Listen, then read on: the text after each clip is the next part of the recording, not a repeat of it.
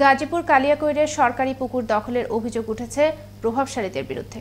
এতে ময়লা আবর্জনা দিন দিন হারাচ্ছে এর ঐতিহ্য। গাজীপুর কালিয়াকৈর প্রতিনিধি আফসার বিপুলের প্রতিবেদনে টেক্সট রিপোর্ট।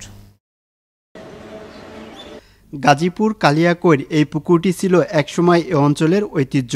দখলদারদের দৌরত্বে দিন দিন পরিণত হচ্ছে মরা পুকুরে। স্থানীয়রা জানান, একটি কুচক্রী মহল ইজারার নামে পুকুরটি দখলের চেষ্টা করছে। কাঠপুটিটা এখানে আস্তে আস্তে সম্প্রসারণ হয়ে পুকুরটা ভরাট করে কিছু অংশ, পুকুরের কিছু অংশ এটা ভরাট হয়ে গেছে এবং এরা মোটামুটি এদের দখলে আছে। মসজিদ কর্তৃপক্ষ ও মসজিদ কমিটি বলছে, সরকারিভাবে তারা দীর্ঘদিন ইজারার মাধ্যমে রাজস্ব দিয়ে পুকুরটি পরিচালনা করে আসছে, কিন্তু এবার মসজিদ কমিটিকে পুকুর লিজ দিচ্ছে না গাজীপুর রাজস্ব বিভাগ।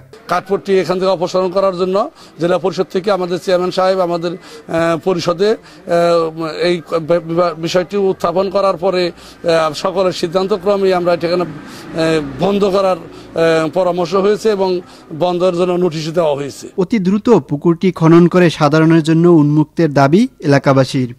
অপু খান, আনন্দ টিভি, ন্যাশনাল ডেস্ক।